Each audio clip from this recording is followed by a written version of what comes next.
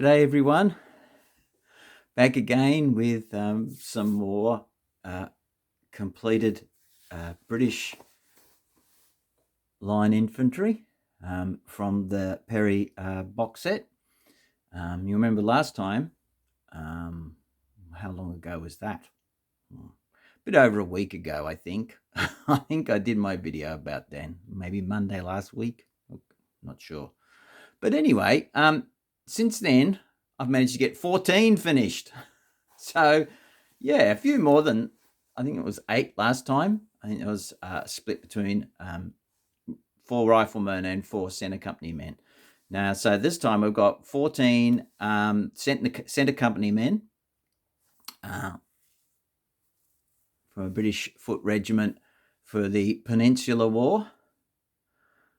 So circa about, I don't know, 1810, 1811, somewhere around there. 1812, maybe. Yeah, around that area. Yeah, so like last time, if you want to know how I painted them, if you look back at the previous video, I go through the colors that I used. So yeah, I've taken some stills so you can have a closer look at these guys. They'll be at the end of the video as per normal.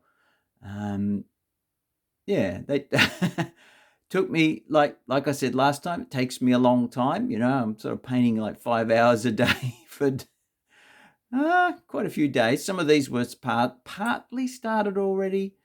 Had some certainly all assembled, and majority I think were undercoated already, and some had some color on them already, but just bits and bobs. But yeah, slow and steady. Like normal, I try to spend a lot of time on the faces, and also like the previous ones, these have got sort of a rugged, weathered look, with that sort of dusty effect on the trousers and things, and that mixture of trouser colors, the off-whites and the browns and things, with the brighter whites saved for the belt strapping and things like that. So I don't know if we can get a close-up on a face. It's very hard. They always look better in person. I can never get the camera to quite tell the story of what they really look like. Even that isn't. Yeah, so I have quite a lot of steps to when I paint faces.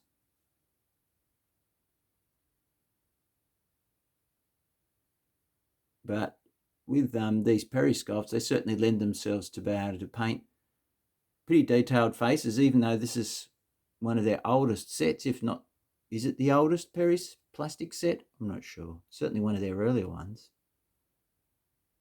But it's still a good one, that's for sure.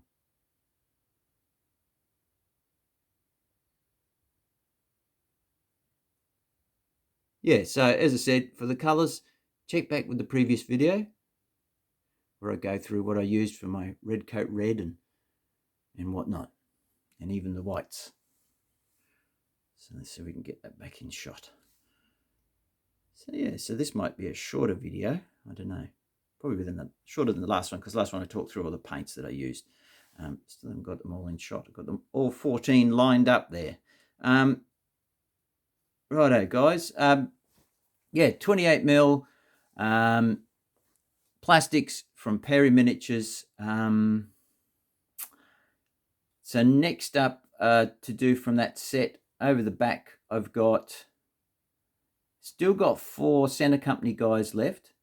Then we've got the 5 command figures. So the 2 standard bearers, the sergeant with the spontoon, the drummer, and the officer on foot. And then for some reason, I built an uneven number of flank company guys. I've ended up with 9. I don't know how I managed to do that, so something's gone a bit skewy there. But anyway, it doesn't matter.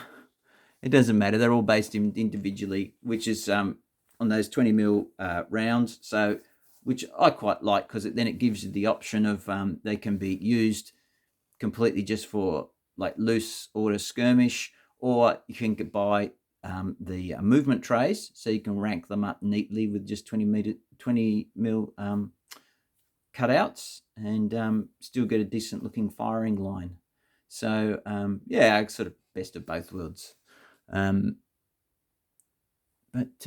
Yeah, so I think I might break it into smaller chunks for this next lot. Whether I treat myself perhaps to doing the I'll just zip up and out, show you over the back. There we go. We've got the standard bearers. They need some. Oh, sorry about the bright light. Standard bearers need some undercoat, and then everything else has got undercoat. So yeah, I may do the 5 command. I don't know, or I might break it up into like, I don't know, the 5 command and the 4 center companies, and then save all the flank companies, the grenadiers and the light guys for the end. I'll see which way the wind blows when I make my final decision. But yeah, there you go, guys. I hope you enjoyed seeing some more of them. I'll just keep showing you them as I finish the groups. So there'll at least be a couple more videos, and then probably for the last one, I'll see if I can do something where I give you a zoomed out shot of all of them. I'll try and put them all on the desk at once. See if I can get them in shot. Might be a bit of a struggle. Yeah, I don't know if my desk is big enough. But anyway, I'll see if I can find a way to get a shot with everything, the whole box full, for you to see. And then, yeah, it'll be either move on to some cavalry or start to build the French infantry next.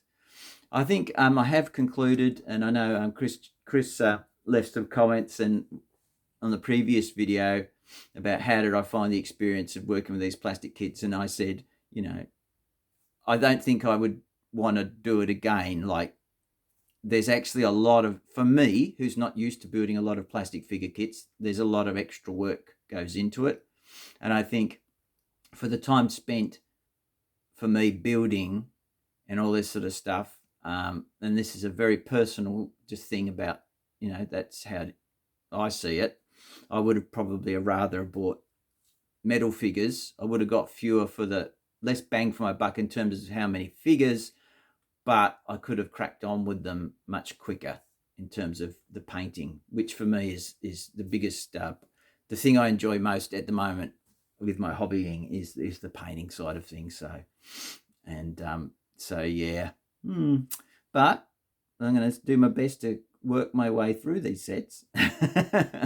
And hopefully you guys will come along with me for the journey, and we'll be able to talk about decisions I may have made and color choices and whatnot. And yeah, so with when it comes to the flags, I don't have any like GMB flags or flags of war flags or anything like that. I've just got the stuff in the box. So what I thought I might try is take this one here, but then paint over it, if I can, in green. Maybe add in my own highlights or whatever, or glaze. If I put a thin glaze, it'll change the yellow into a green. Thin glaze of blue, maybe a bit of color mixing theory. I don't know. And maybe do something jiggery pokery with the little letters in there to make it say, what was it, 11th foot or something. These guys up here. That's the sort of green I'm going for on their facings and stuff. And then just use the national flag there. So yeah, I've got them, so I figure I may as well use them. I'll see if I can yeah, as I say, repaint the yellow into a green and do some little just conversions. So hopefully that'll work out okay. Well, thanks very much for watching, guys. Really appreciate it, and I will catch you in the next one, and I hope you enjoy the stills. There's just a few stills that will come afterwards. Please, as always, if you've got any questions, please leave them in the comments. Yeah, don't leave it too long though, like I always say, because otherwise I'll forget what it is I used to paint the figures with. I do try keep up with all the comments and reply. even if it's just a simple thank you. Yeah, I try and keep on top of it if I can. And yeah, that'll do.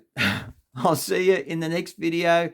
Look after yourselves, and I'm enjoying watching lots of other people's projects and what they've been up to. It's very cool, very exciting to see a community post recently from Nick Games over there in Sweden, painting his Napoleonics for Borodino. Very cool, mate. Looking forward to seeing more of those. Anyway, guys, I'll catch you in the next one. Bye. Here's 40 shillings on the drum for those who volunteer to come to list and fight the foe today over the hills and far away.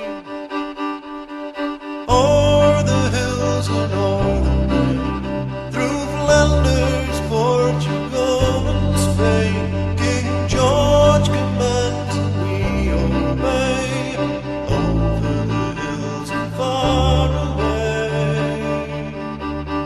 When duty calls me, I must go.